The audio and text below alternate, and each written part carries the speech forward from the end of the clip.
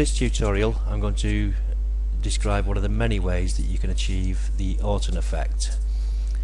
To achieve this effect you need the layers palette open. If you haven't got this open, you can find it under Windows, Layers. The image is open and we're ready to go. Firstly, you need to duplicate this layer twice. The shortcut key for that is Control and J. You do that twice. You see here you've got layer 1 and layer 1 copy. With layer 1 copy selected, you need to change the blend mode to screen. Then if you hit Control and E on the keyboard, that will merge layer 1 copy with layer 1. Then you need to create another duplicate layer, so that's Control and J.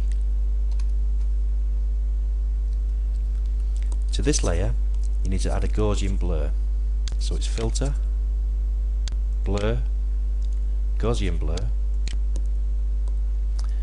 a radius of between 10 and 15 pixels. Should be plenty. Click OK. You need to change the blend mode of this layer 1 copy from normal to multiply. You can see the effect starting to kick in. Now at this point, if you click on layer 1, I like to add a little bit of sharpness to this image to keep the detail on the edges especially. So it's sharpen, unsharp mask.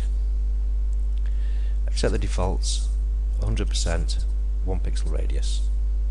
OK. Select layer 1 copy again and merge this down with the layer underneath it by pressing Control and E on the keyboard. Now you need to reduce the opacity of this layer 1 to suit the image. Think about there, it gives it a nice surreal glow all across the image. If we turn that effect off, you'll see that's the previous, and that's with the Orton effect applied.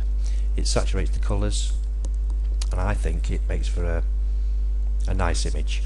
It's ideally suited for landscapes, but it can also be used for portraits and other types of image. Now if you've finished with the opacity and you've got the right amount, merge these two layers together by Control and E on the keyboard, and there's the result of the Orton effect.